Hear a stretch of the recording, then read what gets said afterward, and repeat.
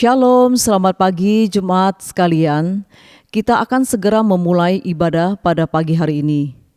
Mari kita membaca kitab Mazmur pasal 134 ayat 2-3. Angkatlah tanganmu ke tempat kudus dan pujilah Tuhan. Kiranya Tuhan yang menjadikan langit dan bumi memberkati engkau dari Sion. Mari kita berdoa. Tuhan, ajar kami mendapatkan kepuasan dalam-Mu, karena kami ini tidak puas secara otomatis. Tuhan telah memberikan anugerah yang besar kepada kami. Tolong kami belajar mendapat kepuasan di dalam Engkau. Seperti Paulus, kami ingin belajar mendapat rahasia kepuasan di dalam Tuhan. Bukan dengan mendapatkan apa yang kami inginkan, tetapi dengan makin masuk ke dalam rencana Tuhan. Kiranya kami boleh menjadi jemaat yang terus kuat di hadapan Tuhan. Dalam nama Tuhan Yesus kami berdoa, amin. Jutaan bahkan miliaran langkah telah kita tempuh untuk mengejar apa yang selama ini kita anggap sebagai kedamaian. Namun tidak sadarkah kita bahwa Sang Raja Damai, sumber kedamaian itu sebenarnya selalu berada di sisi kita. Ia ingin masuk dan tinggal di dalam hatimu. Berikanlah Ia tempat kemanapun kita pergi. Seterjang apapun lembah yang harus kita lalui, Ia akan selalu ada untuk seterus membagikan damai-Nya kepada kita.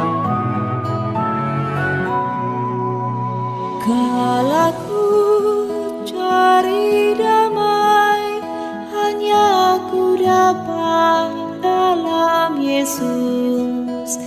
Kala ku cari ketenangan, hanya ku temui di dalam Yesus. Tak satu pun dapat menghiburku, tak seorang pun dapat menolongku.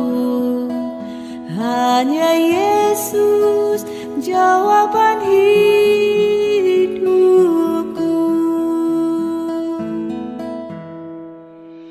Kala ku cari damai, hanya ku dapat dalam Yesus. Kala ku cari ketenangan, hanya ku temui di dalam Yesus. Tak satu pun dapat menghiburku, tak seorang pun dapat menolongku. Hanya Yesus jawaban hidupku.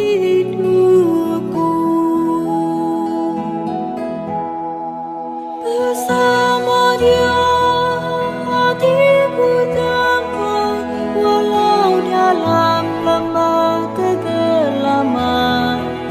Bersama Dia hatiku tenang, walau hidup penuh tantangan. Tak satu pun dapat menghiburku, tak seorang pun dapat menolongku. Hanya Yesus jawaban hidupku.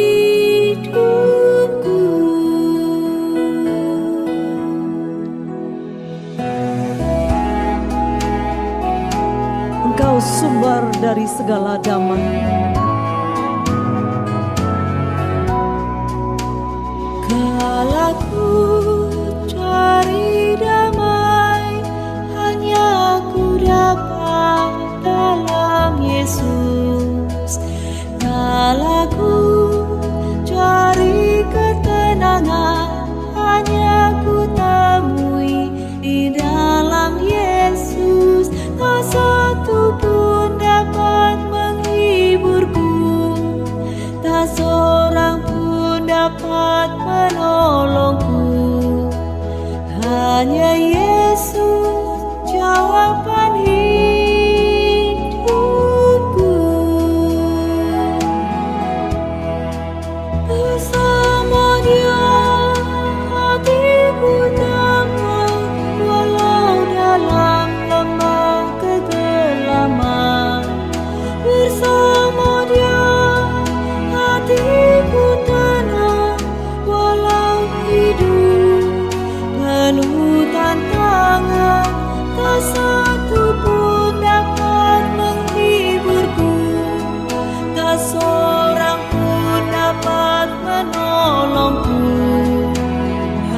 Hanya Yesus jawaban hidupku.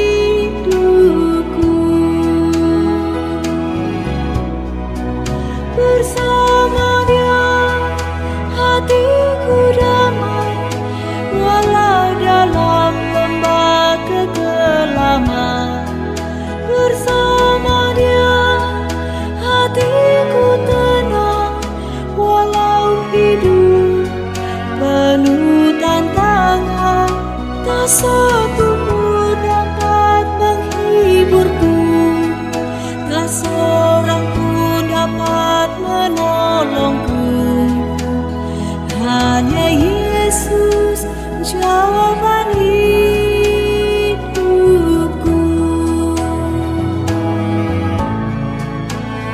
Hanya Yesus jawaban hidupku.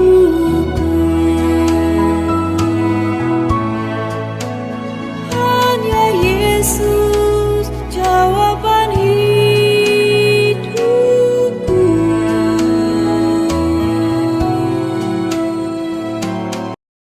Mari kita membaca pengakuan iman rasuli.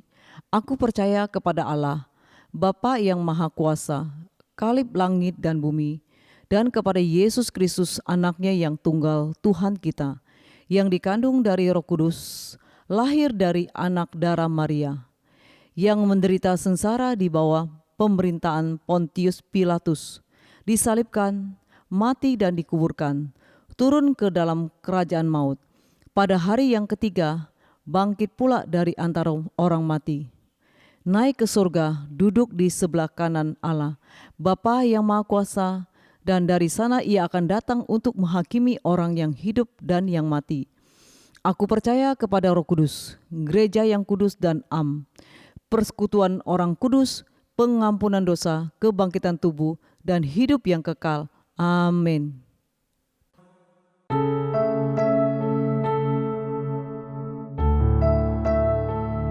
Salam, selamat pagi saudara-saudara kasih Tuhan. Pada pagi ini kita ketemu kembali. Marilah kita untuk mendengar sabda firman Tuhan, kita berdoa. Bapa kami yang surga, Tuhan Yesus Kristus yang kami muliakan. Pada pagi ini kami mau mendengar sabda firman-Mu. Roh Kudus pimpin kami, membuka hati kami, pikiran kami, hati kami, agar semuanya tertuju kepadamu, sehingga kami mengerti setiap firman yang kami dengar. Dan urapin hamba-Mu, hadirat menyertai hamba-Mu, bibir hamba Tuhan pakai untuk menyampaikan kebenaran-Mu. Berfirman kepada kami siap untuk mendengar, kami berdoa dalam nama Tuhan Yesus Kristus. Amin. Saudara-saudara kasih Tuhan, pada pagi tema khotbah kita menahan diri. Nah, saudara kasih Tuhan, di situasi kondisi yang sangat sulit ini, kami butuh menahan diri. Nah, saudara-saudari kasih Tuhan, menahan diri di dalam Alkitab membahas tentang pentingnya mengendalikan hasrat hati, nafsu, dan emosional. Menahan diri yang baik dapat membantu seseorang untuk tetap berbuat baik, bahkan dalam situasi yang sangat sulit pun. Nah, saudara-saudara kasih Tuhan, manfaat untuk menahan diri dapat membantu seseorang tidak bereaksi secara impulsif. Dan menahan diri dapat membantu seseorang untuk tidak membalas kejahatan dengan kejahatan. Menahan diri dapat membantu seseorang untuk tetap setia pada ajaran-ajaran Kristus. Menahan diri dapat membantu seseorang untuk menjadi saksi hidup dari iman, kasih, dan pengharapan. Menahan diri dapat membantu seseorang untuk tidak mudah frustasi, stres, dan depresi. Nah, saudara-saudara kasih Tuhan, maka kuncinya ketika kita dalam kondisi yang sangat-sangat sulit ini, untuk menahan diri, itu adalah kunci kedewasaan rohani. Menahan diri berarti mengendalikan diri dalam berbagai aspek kehidupan agar tetap berjalan sesuai dengan kehendak Tuhan. Dan saudara-saudara kasih Tuhan, dalam kehidupan ini kita sangat membutuhkan menahan diri. Kalau kita tidak menahan diri, banyak hal yang akan terjadi dalam hidup kita yang sebenarnya tidak perlu terjadi.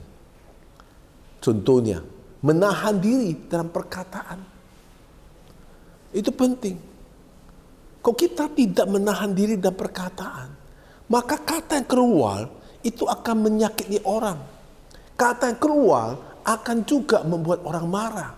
Kata keluar membuat situasi tidak damai. Di dalam Yakobus pasal 3 ayat 5 dan 6. Ayat 5. Demikian juga lidah. Walaupun suatu anggota kecil dari tubuh, namun dapat memegahkan perkara-perkara yang besar. Lihatlah betapapun kecilnya api, ia dapat membakar hutan yang besar. Ayat ke-6. Lidah pun adalah api. Ia merupakan suatu dunia kejahatan dan mengambil tempat di antara anggota-anggota tubuh kita. Sesuatu yang dapat menodai seluruh tubuh dan menyalakan roda kehidupan kita. Sedang ia sendiri dinyalakan oleh api neraka. Nah, saudara-saudara kasih Tuhan, lidah itu tak bertulang. Tetapi kalau lidah itu bisa mengatakan yang baik, juga bisa mengatakan yang jahat. Bagaimana kita mengendalikan lidah itu? Kita butuh pimpinan Roh Kudus. Kita butuh kuasa Tuhan. Yang bisa mengendalikan lidah kita adalah Roh Kudus dan kuasa Tuhan. Kita tidak mampu untuk mengendalikan. Nah, saudara-saudara kasih Tuhan, karena ketika kita emosional, maka akan terjadilah sesuatu yang akan keluar dari mulut kita. Amsal 16 ayat 22 berkata, orang yang sabar melebihi seorang pahlawan. Orang yang menguasai dirinya melebihi orang yang melebut kota. Di dalam mengontrol emosi, kita harus sabar, menahan diri. Ketika kita menahan diri, kita bisa selalu berkat banyak orang. Kita menahankan emosional kita, kita juga bisa memberkati orang. Ini sangat penting, saudara-saudara kasih Tuhan. Apalagi dalam godaan dosa. Bagaimana kita menahan diri untuk tidak jatuh ke dalam dosa. Dan dalam 1 Korintus pasal 10 ayat 13. Ayat 13. Percobaan-percobaan yang kamu alami, ya percobaan-percobaan biasa, tidak melebihi kekuatan manusia. Sebab Allah setia. Karena itu ia tidak akan membiarkan kamu dicobai melampaui kekuatanmu. Pada waktu kamu dicobai, ia akan memberikan kepadamu jalan keluar sehingga kamu dapat menanggungnya. Nah, saudara-saudara kasih Tuhan, untuk menahan diri tidak jatuh dalam dosa, untuk tidak jatuh godaan-godaan iblis, tidak jatuh godaan-godaan oleh manusia, maka kita harus menahan diri dan berdoa dan berharap kepada Tuhan. Ketika kita menahan diri, kita terus-menerus bersekutu dengan Tuhan. Ketika kita menahan diri, kita terus-menerus menaikkan pujian kita kepada Tuhan. Melalui pujian-pujian itulah kita menaikkan dengan pujian itu, merendahkan diri kita di hadapan Tuhan. Sehingga Tuhan yang menaungi kita. Sehingga godaan-godaan tidak terimpact oleh kita. Maka kita bisa lari dari godaan itu.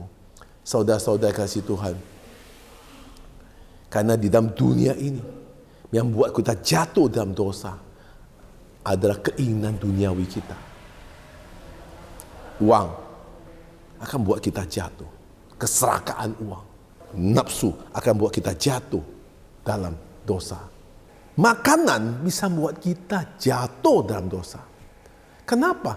Karena tidak tahan lapar. Ketika tidak tahan lapar, akan membuat sesuatu yang tidak diinginkan.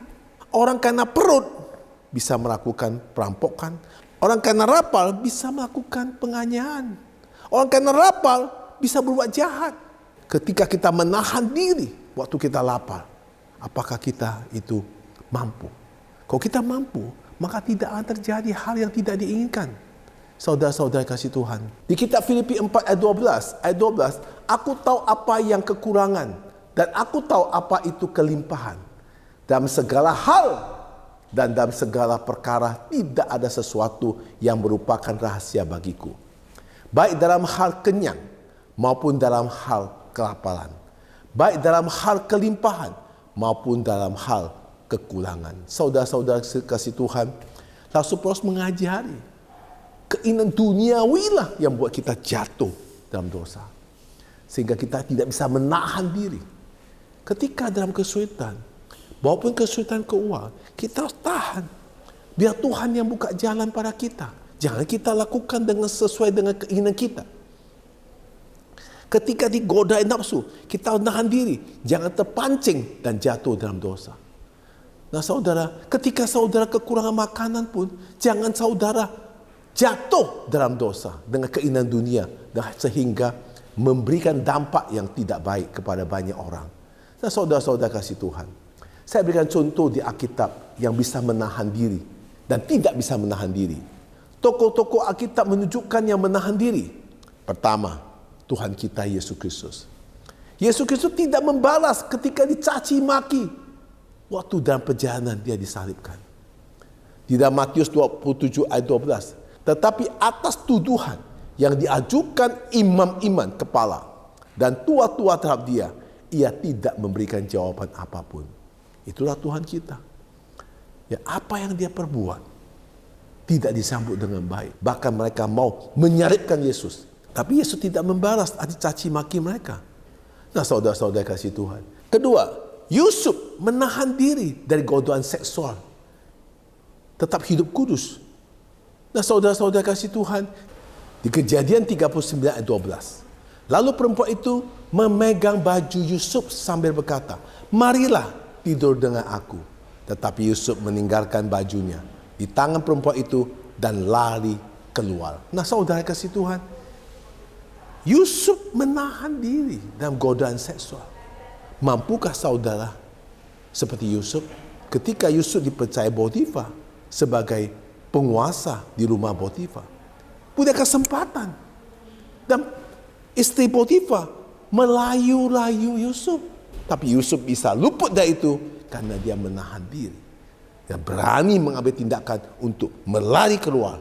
Walaupun resiko dia harus masuk penjara. Nah saudara, semua dia masuk penjara pun itu ada rancangan Tuhan. Ketika dia masuk penjara, dia bertemu dengan dua orang. Maka ketemu dua orang itu, mulai kedua orang itu dia bisa menjelaskan mimpinya itu. Mau mulai mimpi itulah, maka kesatu itu keluar dari penjara, mengingat Yusuf. Maka Yusuf diangkat oleh Firaun. Nah saudara-saudara, itu semua rancangan Tuhan, saudara kasih Tuhan. Bagaimana dengan Daud? Daud bisa menahan diri. Dia tidak membunuh Saul meskipun dia punya kesempatan. Saudara-saudara kasih Tuhan. Karena Saul ingin sekali membunuh Daud. Karena dia takut Daud mengambil kedudukannya. Tapi Daud tidak menentu Saul. Walaupun Saul begitu jahat kepada Daud. Dia bisa menahan diri. Punya kesempatan 2 kali Daud membunuh Saul. Tapi Daud tidak lakukan. Karena prinsip Daud adalah dia tidak mau menentu orang yang diurapi Tuhan. Di 1 Samuel 24 ayat 4-6. Ayat 4, lalu berkatalah orang-orangnya kepada Daud, telah tiba hari yang telah dikatakan Tuhan kepadamu, sesungguhnya aku menyerahkan musuhmu ke dalam tanganmu. Maka perbuatlah kepadanya apa yang kau pandang baik. Maka Daud bangun lalu memotong puncak jubah Saul dengan diam-diam. Saul dari keadaan tidur. Jadi Saul tidak tahu apa-apa. Daud sudah masuk ke goa untuk potong jubahnya. Nah saudara-saudara kasih Tuhan. Ayat kelima. Kemudian berdebar-debar hati Daud telah memotong puncak Saul. Ayat ke-6. Lalu ia berkata kepada orang-orangnya, dijauhkan Tuhanlah kiranya daripadaku untuk melakukan hal yang demikian kepada Tuanku. Kepada orang yang diurapin Tuhan, yakni menjamah dia, sebab dialah orang yang diurapin Tuhan. Saudara kasih Tuhan, Daud tidak pernah sentuh pada orang yang diurapin Tuhan. Dia mengerti etika, dia mengerti jalurnya Tuhan, dia mengerti tentang perintah Tuhan. Nah saudara-saudara kasih Tuhan, Daud bisa menahan diri. Ya saudara, kita melihat contoh Alkitab begitu luar biasa orang menahan diri. Ya salah satu ada Tuhan kita Yesus Kristus. Dicaci maki bagaimanapun bisa tahan. Yusuf bisa tahan nafsunya. Tidak menentu istri Potifar. Daud punya kesempatan begitu banyak. Walaupun dia dikejar-kejar oleh Saul. Dia tidak pernah buat salah kepada Saul. Tetapi Daud tidak juga menentunya. Bisa tahan diri. Bagaimana dengan saudara? Nah saudara kasih Tuhan. Kita melihat lagi tokoh-tokoh yang tidak bisa nahan diri dalam Alkitab. Yang pertama Musa. Musa marah dan memukul batu sehingga tidak bisa masuk ke tanah perjanjian. Di dalam Bilangan 20 ayat 11, sesudah itu Musa mengangkat tangannya lalu memukul bukit batu itu dengan tongkatnya 2 kali, maka keluar banyak air sehingga umat itu dan ternak mereka dapat minum. Nah saudara, dia didesak oleh bangsa Israel. Dengan emosional, Musa tidak bisa kontrol. Tuhan memerintah Musa pukul sekali. Dengan kesalnya, Musa memukul 2 kali. Maka sejak itulah dia tidak bisa masuk ke tanah perjanjian. Cuma kesalahan sedikit, saudara. Gak bisa tahan emosi. Kadang-kadang kita gak bisa tahan sedikit aja. Maka kita membuat fatal segala situasi. Membuat kesalahan besar. Nah saudara-saudara, yang kedua, Esau tidak bisa tahan lapar sehingga kehilangan hak kesulungannya. Nah saudara-saudara kasih Tuhan, di dalam kitab Kejadian pasal 25 ayat 30 sampai 33. Ayat 30, kata Esau kepada Yakub, berikan kiranya aku menghirup sedikit dari yang merah-merah itu, karena aku lelah.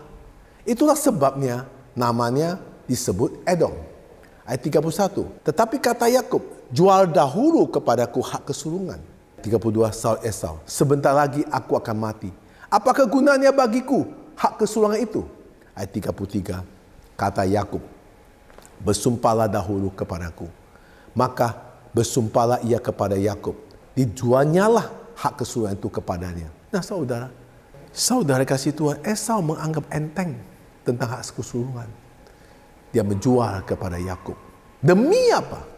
Demi sesuap kacang merah. Saudara, itulah kesalahan Esau.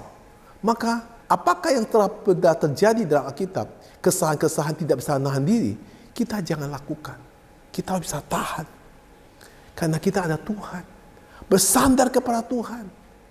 Saudara-saudara kasih Tuhan. Kita lihat yang ketiga, Simson.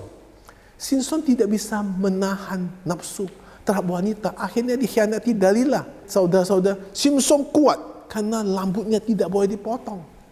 Dia bisa mensobek mulut singa. Dan saudara, kekuatan yang Tuhan berikan pada dia. Cuma satu syarat, tidak boleh potong rambutnya. Tetapi dia jatuh karena tidak bisa menahan nafsu kepada perempuan yang melengak-lengak pada dia, yaitu namanya Delila. Saudara-saudara kasih Tuhan. Di dalam kitab Hakim-Hakim pasal 16 ayat 16 sampai 17. Ayat 16. Lalu setelah perempuan itu berhari-hari melengek-lengek kepadanya dan terus mendesakkan dia, ia tidak dapat lagi menahan hati sehingga ia mau mati rasanya. Ayat 17. Maka diceritakannya kepadanya segala isi hatinya kepadanya. Kepalaku tidak pernah kena pisau cukur. Sebab sejak dari kandungan ibuku, aku ini seorang nazir ara.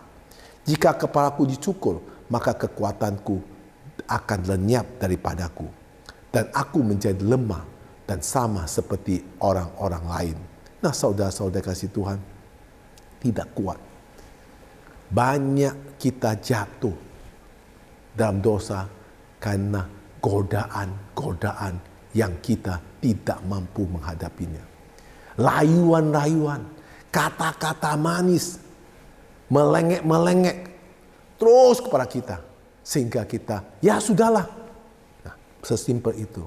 Maka kita jatuh dalam dosa. Seperti Simson. Nah saudara-saudara kasih Tuhan, untuk cara bagaimana kita melatihkan diri untuk menahan diri. Yang pertama, berdoalah tergantung pada Roh Kudus. Melatihkan diri saudara untuk menahan diri. Berdoa terus-menerus pagi, siang, dan malam. Semua bergantung kepada Roh Kudus. Seperti apa yang ditulis Filipi 4 ayat 13. Ayat 13. Segala perkara dapat kutanggung di dalam Dia yang memberikan kekuatan kepadaku. Kita manusia biasa, kita tidak punya kekuatan. Tapi kita berdoa. Semua bergantung kepada Roh Kudus. Roh Kudus menguasai pikiran kita. Roh Kudus menguasai hati kita. Roh Kudus menguasai tubuh kita. Maka kita bisa tanggung apapun perkara. Karena Tuhan memberi kekuatan kepada kita. Yang kedua, mengisi hati kita dengan firman Tuhan. Jangan mengisi hati kita dengan perkataan-perkataan manusia. Isilah hati kita dengan firman Tuhan. Mazmur 119 ayat 11. Dalam hatiku aku menyimpan janjimu, supaya aku jangan berdosa terhadap engkau. Hatiku menyimpan janjimu. Kata janjimu, firman Tuhan yang kita simpan dalam hati. Renungkan firman Tuhan siang dan malam. Di dalam hati kita diisi dengan firman Tuhan. Jangan dengan kata-kata manusia. Maka kita bisa menahan diri. Yang ketiga, belajar dari kesalahan dan refleksi diri. Selalu mengkoreksikan diri, selalu mengintrospeksikan diri dari setiap perbuatan yang saudara lakukan. Belajar itu. Amsal 28 ayat 13. Siapa yang menyembunyikan pelanggannya, ia tidak akan beruntung. Tetapi siapa yang mengakuinya dan meninggalkan, akan disayanginya. Nah saudara-saudara, introspeksi, refleksi diri, dan belajar dari kesalahan-kesalahan kita perbuat. Nah saudara-saudara kasih Tuhan, saya berikan satu contoh, ada kisah seorang ayah yang bisa menahan amarahnya untuk menyelamatkan hubungan dia dengan anaknya. Seorang ayah yang bernama Budi memiliki seorang putra remaja yang bernama Dika. Suatu hari Budi menemukan bahwa Dika telah berbohong tentang nilai ujiannya. Dika mengatakan bahwa nilainya bagus, tetapi ternyata ia mendapat nilai yang buruk dan menyembunyikan raportnya. Saat pertama kali mengetahui hal itu, Budi sangat marah. Ia merasa kecewa karena selama ini selalu mengajar kejujuran kepada Dika. Dalam keadaan emosi, ia ingin langsung memarahi Dika, langsung menghukum Dika. Namun sebelum itu terjadi, Budi mengambil nafas yang dalam-dalam dan pergi ke kamar sejenak untuk menenangkan diri, menahan diri. Saudara-saudara kasih Tuhan, setelah beberapa menit kemudian, Budi menyadari bahwa jika ia meledak dalam kemarahannya, Dika mungkin akan semakin jauh dan malah terus berbohong di masa depan. Akhirnya ia memilih untuk berbicara dengan tenang dengan Dika. Malam itu ia duduk bersama Dika dan bertanya dengan perkataan yang lemah lembut. Ayah tidak marah karena nilaimu jelek. Tapi ayah ingin tahu kenapa kamu merasa harus berbohong. Dika yang awalnya takut akhirnya mengaku bahwa ia merasa tekanan berat. Ia merasa tekanan besar untuk selalu mendapat nilai bagus agar tidak mengecewakan ayahnya.